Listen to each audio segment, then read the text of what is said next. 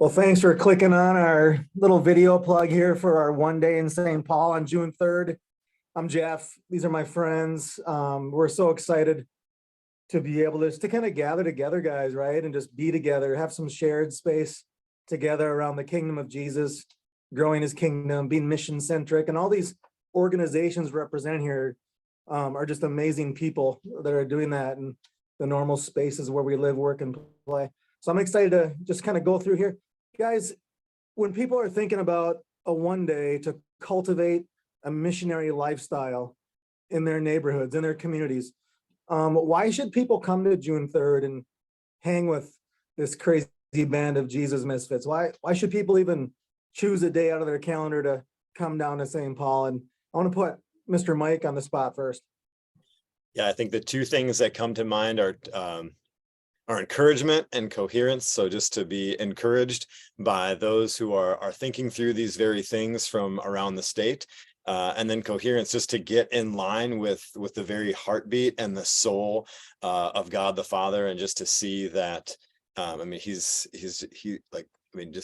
well, all facets of the Trinity, right? Like just the way that they move toward, and there's always been this outward view. And I think that for us as believers, especially for those that feel that tension and that pull deep within our soul, just that have a continual dissatisfaction, I just wonder for myself how much of that is rooted in a way of living that is devoid of that missional incarnational style. And I think for a lot of people, this is just a missing facet. And to kind of use that three-legged chair analogy, I think it's like sitting in a three-legged chair that's missing one of the legs. And it just seems like we do the worship discipleship thing really well. And then there's a lot of confusion around what does it look like to be missional on a day-to-day basis? And how does this look like outside of our coffee shop gatherings? And how can we get embedded into our various social circles? And so if those are things that you're wrestling with, I think that June 3rd is going to be a stellar day, just to be more rooted in the heart of God, and then how that flows out and manifests itself in our day-to-day. Hard to sit on a two-legged stool, right, Mike? Does not work well. I've tried. Thank you, brother. Virgil is a great friend. Multiple years and conversations and friendships we've navigated, and he's such a great fellow. I'm so excited, Virgil, for you to be with us. Virgil, why do you think people should join us June 3rd in St. Paul? And you go ahead and unmute yourself there, brother. Yeah, I sort of think of how to keep things simple. And when I was in the Navy, I learned to be successful on a ship, you need to do two things. If you see something moving, you salute it. And if you don't see it moving, you paint it. So I think of what can we do to help people keep it simple. And I think there's one thing that all Christians should know, and that is how to keep in step with the Holy Spirit, how to keep in step with the Spirit, and then how to communicate that simply to other people. So that'd be the one thing. And the second thing is how to connect with non-church people and start that conversation with them about how they can know the Lord personally. So those two things will be part of the 65-minute session that I'll be doing with probably some other friends that will be helping me. Perfect.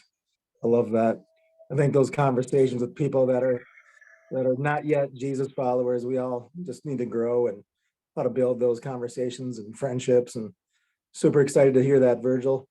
And Mr. Steve Erickson, he's just doing some amazing things down in the city of St. Paul. He's our local host. So Steve, come into your hometown, brother. Why should people hang out in St. Paul with you, man? Yeah, I have just been struck by the life of the church that I see in the book of Acts. I came to Christ at 28 and was pretty immediately impacted by what I was reading there, and I had a longing to live into that. And my church experience seemed to be a gulf between the life that I was seeing of the first followers of Jesus and then what I was seeing in my local church context, and have continued to try to live into that. And so part of what we're doing when we come together is this idea of cultivating a missionary lifestyle. one of the marks of that early church was that everything was God initiated, but the rapid spread of the gospel throughout Jerusalem, Judea, Samaria, to the ends of the earth happened because ordinary believers were activated, empowered, and released to live out the truth of the gospel, to proclaim it in the power of the Holy Spirit. And so one of the targets of this gathering is to help people to rediscover their missional identity. If you're a follower of Jesus, by the nature of that, you're a missionary. And I think in the contemporary church, we've really gotten off track and gotten to a place where we allow a passive Christian experience. But we're about activating, empowering, unleashing people into the harvest to see that rapid multiplication come again. There we go. I'm driving through, speaking of the harvest, driving through these Minnesota fields covered in water and a little bit of snow left in the spring. I'm just like, this is a great time to think about the harvest and how are we going to till up that soil, that muddy soil, the rocky soil, and drop some seeds in. It works on all levels, brother. So I'm excited to have you share your heart, Steve, with this group and the interactive stuff too. And Leon, our last presenter, Leon here, you guys have some amazing interactive pieces put together and not just, talking heads doing their thing, but Leon, why should people come hang out and interact and get to know people and share space together? What are you kind of thinking for June 3rd? Well, I think exactly what you were saying. I've been to a lot of conferences, a lot of missional church stuff over the years, and you get a lot of information. You get a lot of people just telling their stories, and you just sit there like you got a fire hose coming at you. What we want to do is actually put practical tools in the hands of people on that Saturday that they can, one, actually take time while we're together and work through some of those tools together, but two, that they'll have stuff to take with them as a team to really see their community and their neighborhood through new eyes and to almost re-embed, where I think a lot of times when we look at a place that we've been in for a long time, we may be familiar, we think it's just the same way it's always been. And sometimes we miss that the world around us is changing and has changed.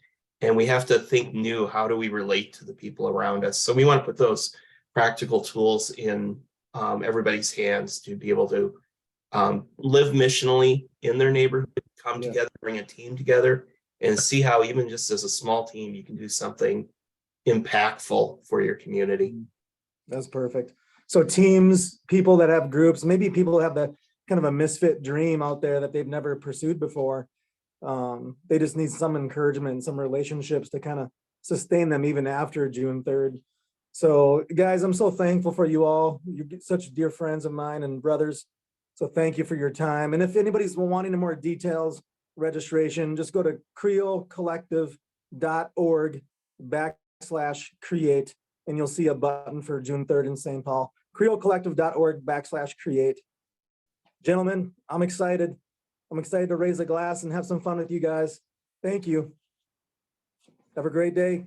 We'll see you soon, guys. Yeah.